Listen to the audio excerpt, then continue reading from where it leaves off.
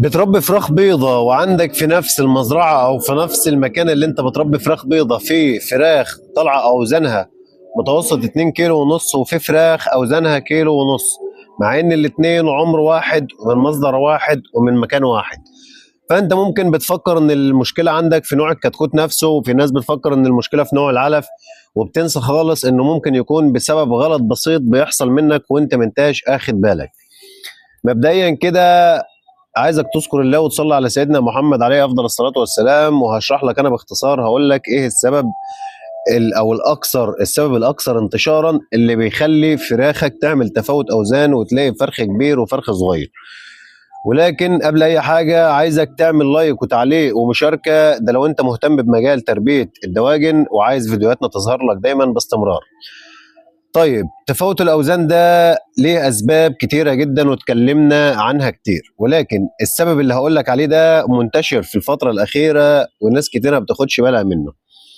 السبب إيه؟ اللي هو الزحمة. يعني إيه زحمة؟ طيب، يعني إنك مثلا يكون عندك مكان وليكن يشيل 1000 فرخ، ولاقيك حاطط فيه 1500 فرخ أو 2000 فرخ.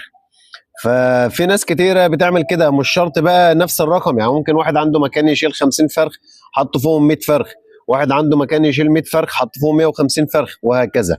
طيب ايه السبب ولا الزحمة بتعمل ايه بالظبط؟ تعالى يا عم باختصار. انت مثلا الفراخ ديت بطبيعتها بيكون ليها مساحة معينة، او الفرخ بيكون عايز مساحة معينة عشان يقدر انه يروح على المية ويروح على العلف وياكل ويشرب.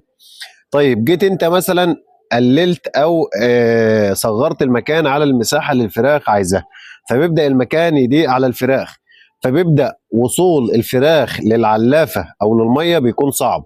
يعني بتكون بقى بحكم ان الفراخ زحمه، فالفرخ يبص بصه كده على العلافه ويقول لك لسه همشي في وسط الفراخ دي كلها وعدى عشان اوصل للعلافه والاكل؟ لا والله ما انا قايم، خليني نايم.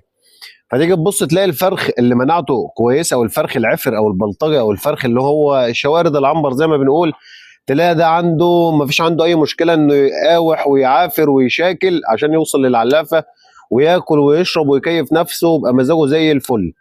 وفي عندنا كتكوت تاني تلاقيه مسالم، لو لقى السكه مفتوحه للعلف او للميه بياخد بعضه ويروح ياكل ويشرب ويقول لك تمام زي الفل، ياكل على قده ويشرب على قده وياخد بعضه ويرجع تاني جري.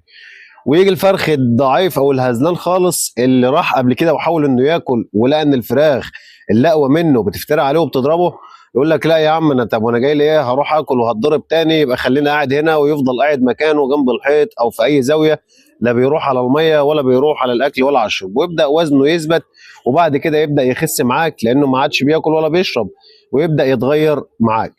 يبقى هنا الزحمه عملت او خلت فراخ معينه تروح على الميه والاكل والشرب وتاكل وتشرب ويبقى مزاجها حلو، وفراخ بتروح تاكل وتشرب على قد اللي هي محتاجاه بس بالظبط، وفراخ منع خالص تقول لك لا بناقص انا مش راح اكل ولا راح اشرب. يبقى انت عشان تتجنب كل ده لازم تكون مساحه التحضير عندك مناسبه للعدد اللي عندك. يعني بلاش تشتغل بعشوائيه، لازم تبقى عارف المتر بياخد كام فرخه في عمر التحضير، وبعد كده اول اسبوع بياخد كام فرخه، وبعد كده اول 10 ايام، بعد كده اول 20 يوم، لحد عمر البيعه ولحد متوسط وزن 2 كيلو ووزن 2 كيلو ونص، وهكذا. يعني الموضوع مش بعشوائيه، الموضوع عايز فهم، عايز تشغيل دماغ، عايز عقل. ربنا يرزق الجميع وربنا ما يخسر اي حد ابدا. ولو عندك اي استفسار سيبوا لنا في تعليق، وزي ما قلت لكم ما تنساش اللايك وما تنساش الشير وما تنساش الكومنت. اخوكم ابو نوح بقدم لكم محتوى تعليمي عن تربيه الفراخ البيضاء. لو عندك استفسار سيبوا لي في تعليق. سلام.